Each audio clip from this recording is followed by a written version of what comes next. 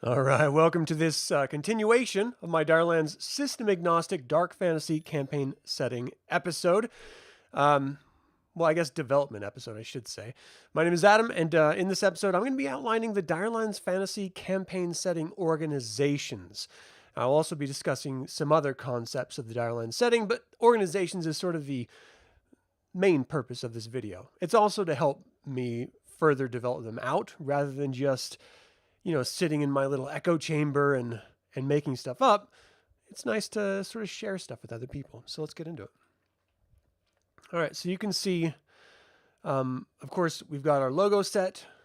We've got our timeline put down. And we've been working on the last number of videos on setting up the world. We're starting from a sort of cosmic position. And then we see where the different moons interact with Kierdvonig, the planet. And then, of course, the planet itself. Of course, we are not specifying details about any of the continents in this rollout except for Falest, which is the primary continent of conflict here. You'll also notice that since last time, I have cities noted. I have some ruins noted. We've got names for cities now. We've got roads connecting a bunch of different cities. I've even named out some of the rivers and lakes and maybe a swamp or jungle here or there, depending on how relevant it is to organizations or groups. But the more, ultimately, the more I work on this, the more I, slowly add detail and the more complex it becomes. So this is about as much detail as we're going to be getting on the continent right now. Ultimately, what I'm going to do is break these out into continent-specific maps where we're able to really zoom in a lot more and see a lot more detail, and then ultimately like towns and stuff like that. But that's like way down the road, and we'll get into that later. But just for the sake of showcasing you, showing you how I'm doing this, I have my glacier layer that I can turn on and off. Of course, because this is such a large file, it takes a minute for my computer to process it. And for some reason, it's not processing it at all. Yes, you can see, not responding. It's thinking. It's like, you're asking too much of me. I can't handle it. Hey, Chris, how you doing, man? You like the inclusion of the roads and ruins? You think you even saw McDonald's coming soon? All right, so you can see the overlay of the glacier coming on and off eventually, if my computer ever catches up. And then I know the reason why I want to show you all this is ultimately because you can, when you're creating your own maps for your own worlds or you're sort of developing things out, I think it's interesting to see the process that this stuff goes through. Of course, I should have probably tested all this on my computer first before diving into it. I was just messing with it this morning, so it shouldn't be a big deal. And then we're going to turn off labels after the glacier goes away as well, so you can see what that looks like. And then we'll sort of dive into the different organizations and stuff like that. So come on, computer. What the crap are you doing, dude? Like, for real. Kills me. But what are you going to do? It's slow. There we go. All right, so I turned off the labels, so those should click off here shortly as well. And then ultimately, I want to click off some of the symbols. I haven't migrated all of the icons, all the symbols on the same layer yet. So right now, it's primarily roads and towns and cities and ruins and stuff. So it'll just take a second here. But you can see the mountain ranges. They all have their own names and everything. And I'll get into some of that as it becomes relevant for the conversation about organizations here in a second. All right, so you can see that all the labels are taken off, and all that's left is the symbols of the continent itself. You notice the very upper third of this continent isn't really developed out that much, and that's specifically because of the glacier. Because it's like completely covered underneath at least a mile of ice. So the more we get into sort of the development of the world, there are actual cultures that live underground that are using that glacier as a sort of a protective area to live, or a secret area to develop or practice magic, and develop technologies that maybe the rest of the continent wouldn't be so amenable to. So if we turn off the symbols, you can see that I only have a few of them noted here, but I am going to be migrating them all up ultimately. So that's it. The continent. Just wanted to show you guys what it's looking like so far. It's been interesting to see the process. It's both inspiring and daunting for people to make up their own world. Absolutely. And that's why I have to break it into these sort of chunks that I'm doing it, so that I can digest it and I can make, because I can make this stuff up all day. It's just having it in a structured organization. I also redrew the glacier borders so it wasn't so flowy and stuff, just so it was a little bit more rigid. All right. Anyway, it helps me break it out. All right, so there's many organizations, both governmental, private, public, and some run entire nations, while others operate in secret or are believed wholly absent. In all cases, those listed below have had or will have dramatic effect in the developing world and campaign setting. So let's go with the initial organizations, and this is just alphabetical. It's not by importance or anything like that. So the Bilgos, this is the name that the Kalia tribe collective. It's composed of representatives of the 5 major tribes. They're at a contentious truce right now with each other due to the threat posed by the Rich Queen. Now the alliance is faltering since she has been gone, and they meet monthly in Yurthek, the capital of Kalia, and you can see that right here. Oh man. Oh, the little cute icons. Look at the city icon and the town icon. Anyway, Yurthek is the capital of Kalia, and that's where this organization meets. So I just want to zoom out so you can understand place and location for each of these. All right, next. Next is the Gallics. So the Gallics are the remnant forces of the Witch Queen after having been defeated by the Triumvirate. They have a foothold in the ice realm of Locastin. They are garrisoned in and around Vergnum, the capital of Locastin. And so Vergnum is right here. You can see that there's a bunch of mining colonies all around that space. But they're basically garrisoned right outside of the city, and the city itself is pretty primitive, in its construction. They're really not using it for beauty or trying to build up anything for art or architecture. It's really just functional use to build war machines and house their soldiers. All right, next we have the Haste Ascension. Now, this is an order of female wizards who are mistrusted after the fall of the Witch Queen. They're located in the nation of Bressus, and they practice arcane magic, and they actually consulted the Triumvirate in the war. They're believed to have a grotto located in Valcastin. So Valcastin is the center of science and technology of Fall Est in Bressus. So you see, like, in this little island space here, that's that sort of like science center where a bunch of different organizations dwell. The women have a grotto somewhere in that city complex. And you can just sort of see Trinicius is the capital there, and Valcastin is that little island in that man-made inlet. All right. Next up, the Crowless Car. Now, this is an order of female witches, which is also mistrusted after the fall of the Witch Queen. They're located in Kalia and practice the primitive ritual magic of the First Nation peoples. Their coven is located in the ruins of Kahalutu, northwest of Carroll. So let's look at... So you see Carroll right here, right south of the word Kalia, and Kahalutu is within the trees, this... ancient fae forest, as it were. They sort of have their little grotto right there.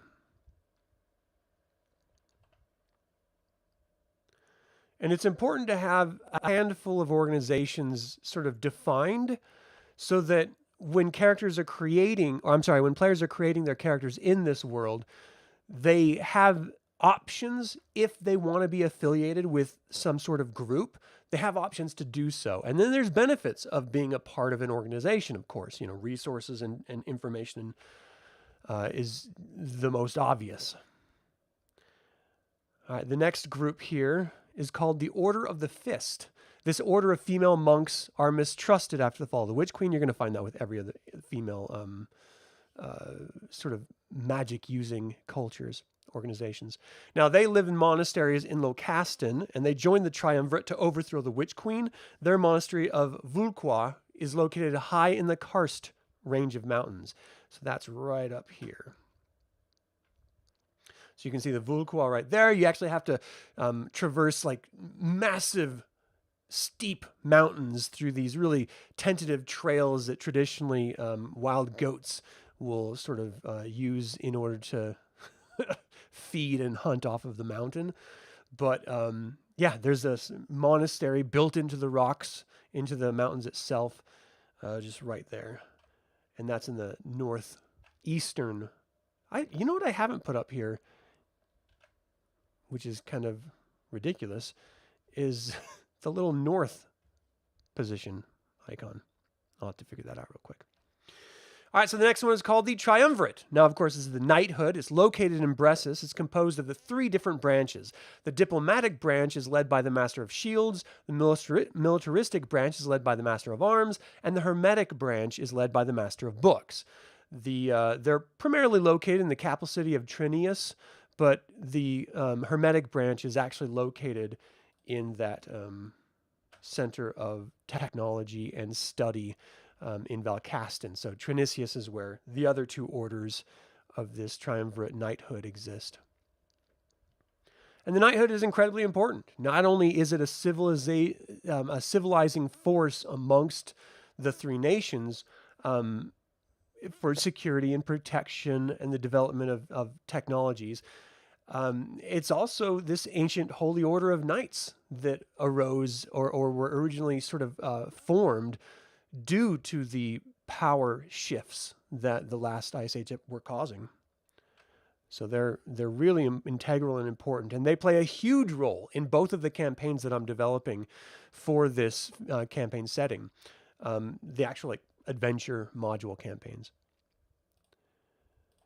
All right, so the next group and the last public organization is called Zalshan. Now, this is an order of female sorceresses who is mistrusted at the fall of the Witch Queen. They're located in the wildlands of the 3 nations and focus on cosmic ritual magic. They are one of the most obscure organizations that are known. And because they dwell in the wildlands, no one really has done much studying on them. And they're sort of wild women. But when we're referencing the wildlands, of course, we're referencing those areas with the light lime green dotted lines, and they shift and ebb and shrink and expand just depending on the actual inhabitants within it. And it's very interesting because it actually alters the geography around it as well to a small degree. And as it sort of contracts, then that geography changes as well. So it's a very destabilizing area all across the continent. All right, let's look at the next one here. So here are some of the secret organizations. Now, these are the known secret organizations that existed before and during the Witch Queen's reign, but have, of course, gone underground since she outlawed male magic use. And so all of these orders of male wizards and sorcerers and practitioners had to go underground, or else they would be hunted and murdered. So first and foremost is Graulin's Fist. Now, this is an order of magic-wielding warriors who was banned by the Witch Queen from practicing. It went underground and practices to this day. They're located in Locastin. The Graulin's Fist order is believed to be located in the hills outside of Zezes. So let me show you where that is. So this is Zezes right here, right up here in Locastin. And this little ruins icon is where they're believed to be located. And of course, all of these hexes is 30 miles. So you can imagine the scale of this nation on this continent. All right, the next secret order is called the Order of the Eyes. And this is a male magic-wielding monk order, which was banned by the Witch Queen from practicing. It went underground and practices to this day. They're located in Bressis. The Order of the Eyes is headquartered in the forests of the Ryuk Range. The Ryuk Range is just south of the capital here. It's right next to Darius Lake. Excuse me. You can see a little icon right there. I really can't wait till I can start developing out these smaller, tighter maps so that once you zoom in, it actually makes a little bit more sense. I'm not sure if I'm going to be doing it or if I'm going to be paying someone to do it, but just know that it will be done. It will be done. All right, what's next? The Wasting Walkers are next. So this order of male magic-wielding druids were banned by the Witch Queen. It went underground and practices to this day. They're located in Kalia. The Wasting Walkers wander the Fey jungle of Aphelios. Now, the Fey jungle is all the way on the eastern range, the eastern coast, excuse me. I have to go all the way over to this little peninsula up here for the Aphelios jungle. And it's right next to Toktek, but they operate in this little ruined area surrounded by this massive jungle. Now, I know the trees look like traditional forest or pine trees or something, but they're just indication of wild, sort of jungle or forest areas rather than doing different types of icons for every type of little, land. All right, so the last secret organization is called the Arioth Waters. Now, this is an obscure order of warlocks who removed their eyes. Yeah, they did it, according to them, in order to commune with cosmic beings. They were the first to be hunted down, and their tongues were removed by the Witch Queen, prompting all men to be banned from practicing magic. And they're known to dwell in the wildlands as well. So there's a lot of wildlands with just a bunch of ruins dotted around them. So let me just find one so you can see. See this lime green border here, and then you got some ruins in this forest area here. That's going to be one of those. There's a female group that lives in and operates within the wildlands, and there's a male group that does that. And there are other orders and organizations that have men and women working together side by side.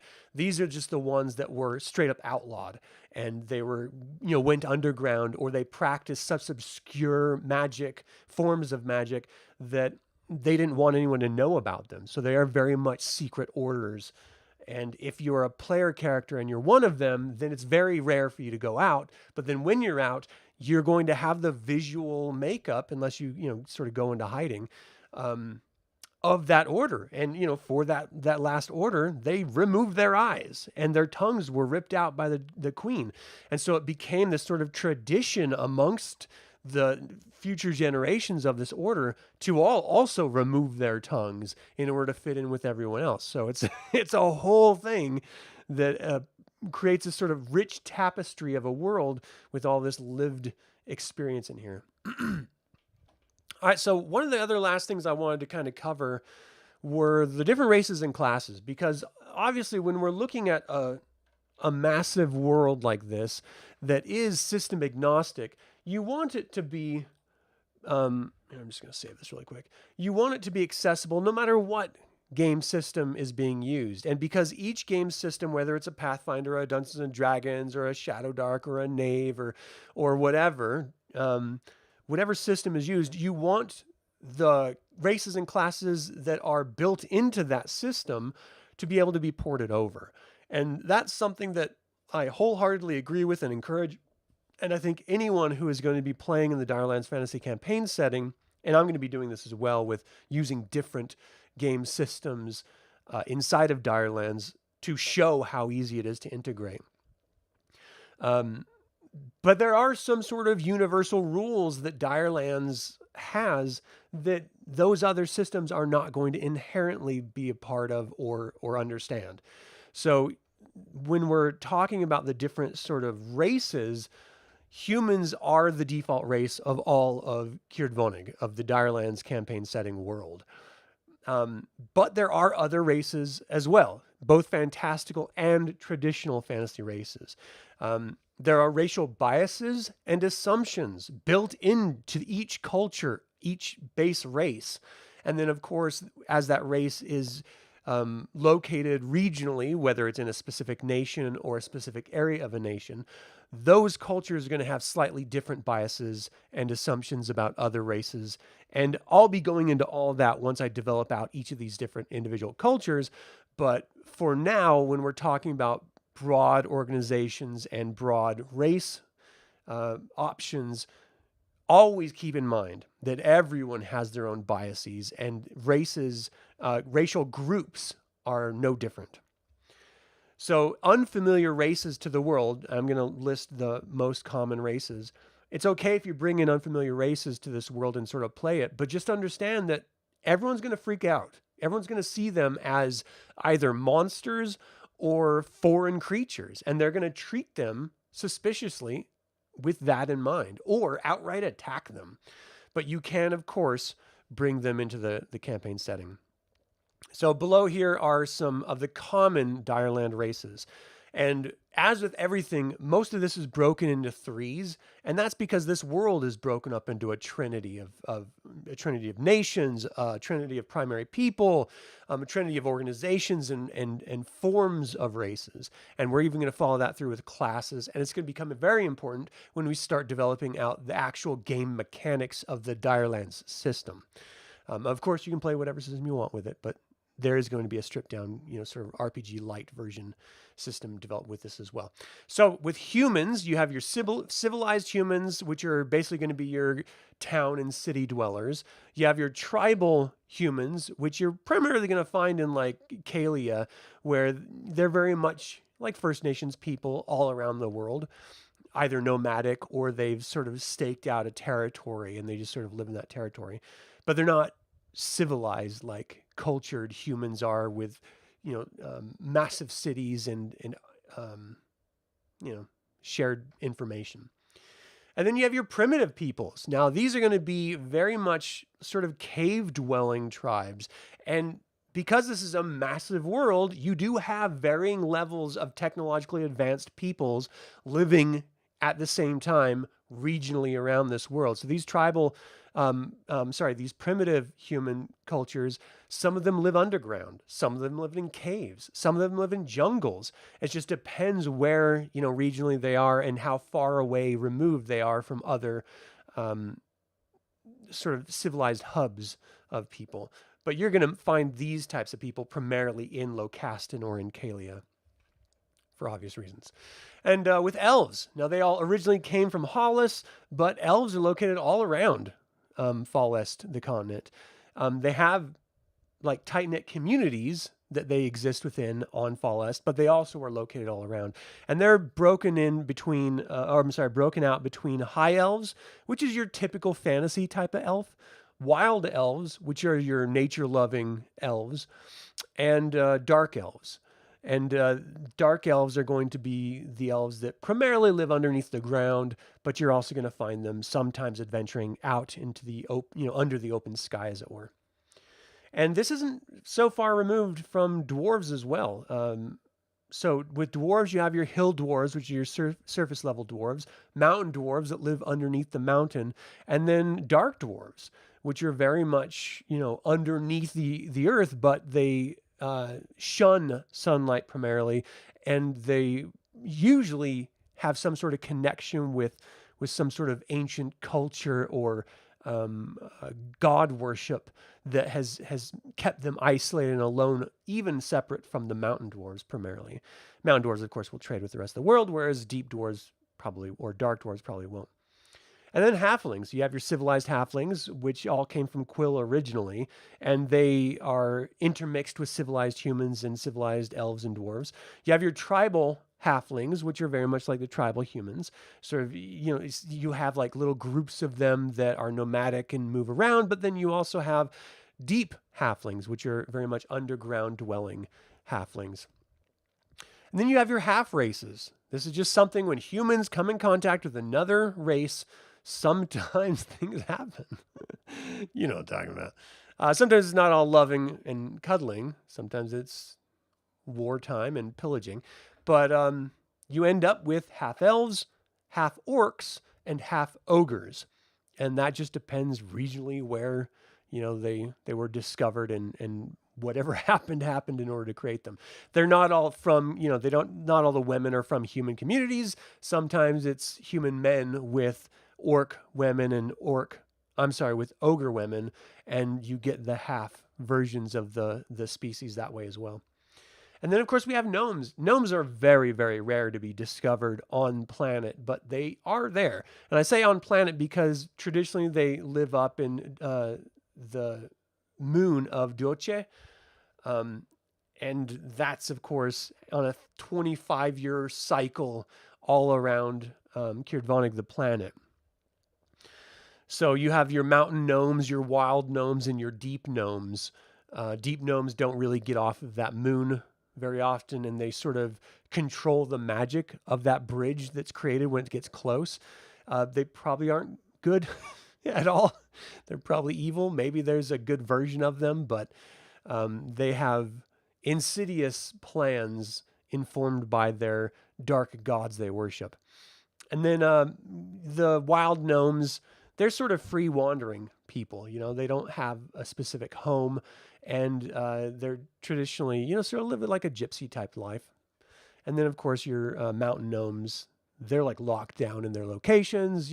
Sometimes they trade with civilized cultures, and sometimes they just stay with themselves. It depends on where you find them.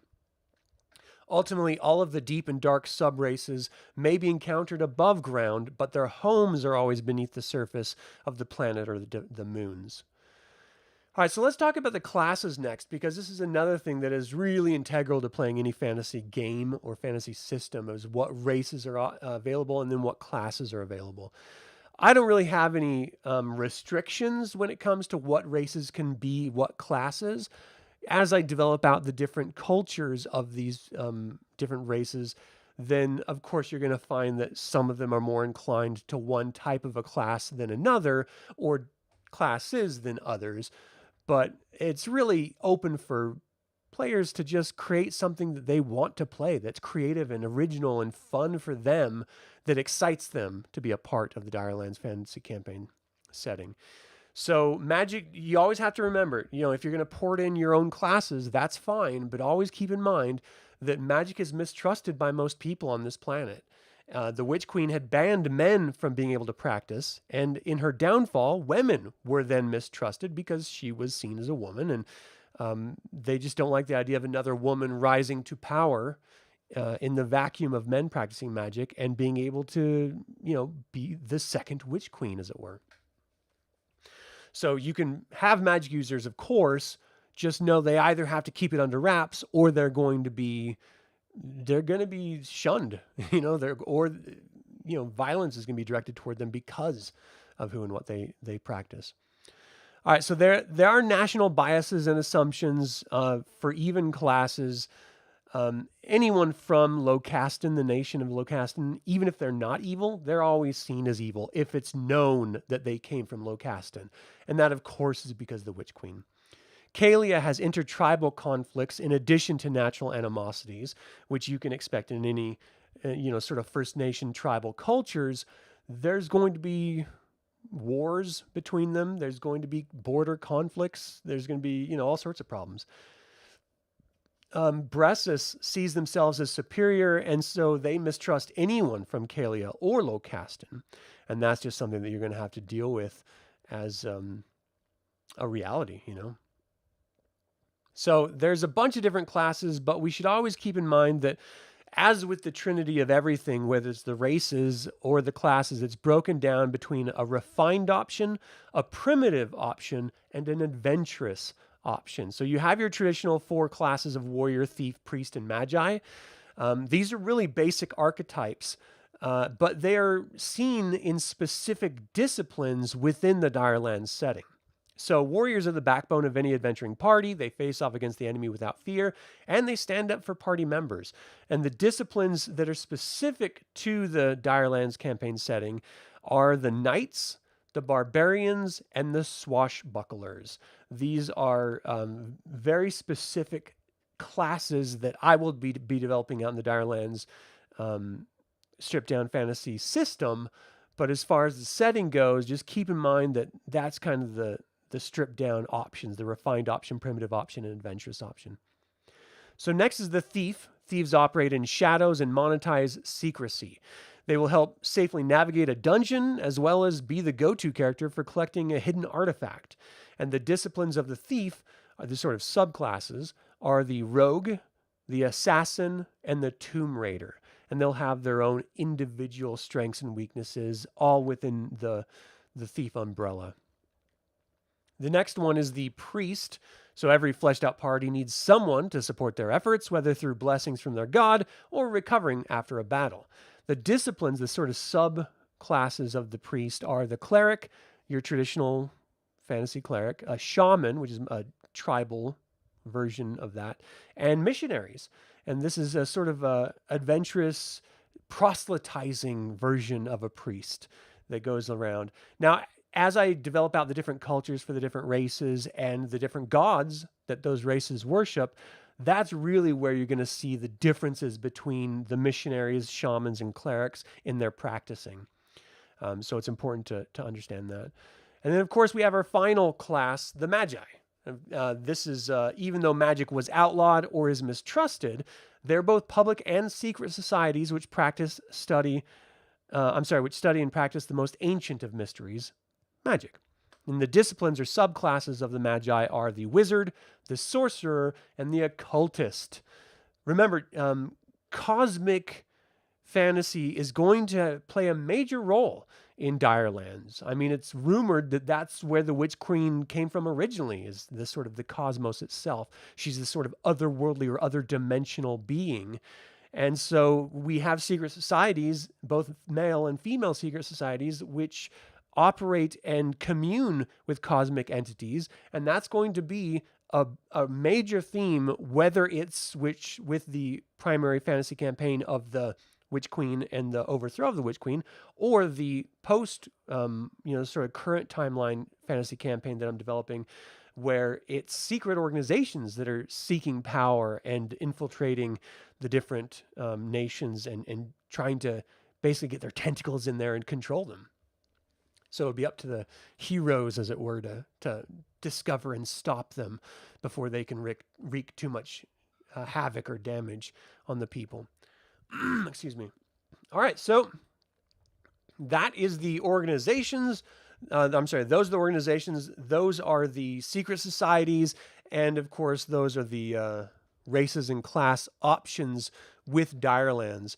I don't know if I need to go much longer than this just to sort of present those. Ultimately, what I'm going to be doing is, I gave you a sort of a primer on what each of those are. I'll be developing those organizations out even further, and I'll be doing individual videos specifically on those organizations each, so that you get a really rich understanding of what it's about and what they've done historically in the DireLands setting. And really, those organizations are what's important, because they are the ones that have shaped the historical timeline, whether it's the Witch Queen and her Gaulics rising and dominating and subjugating different races and magical organizations with men, or whether it's the Triumvirate convening with the other nations and forming an alliance and going up and overthrowing the Witch Queen. It's incredibly important to understand those primary and secondary organizations and tertiary organizations so that you understand the complexities of the history of DireLands. And it's not difficult when I say complexity. I don't mean it like that. I just mean the richness of culture and organization is an integral part of DireLands. All right. So that is it. Thank you guys so much for tuning in. Let me move my screen here. Thank you for watching today's DireLands fantasy campaign setting organization episode, please consider subscribing to this YouTube channel and liking and commenting on the video. This helps other people discover this fantasy campaign setting. And always remember that evil spelled backwards is live. So get out there and be evil.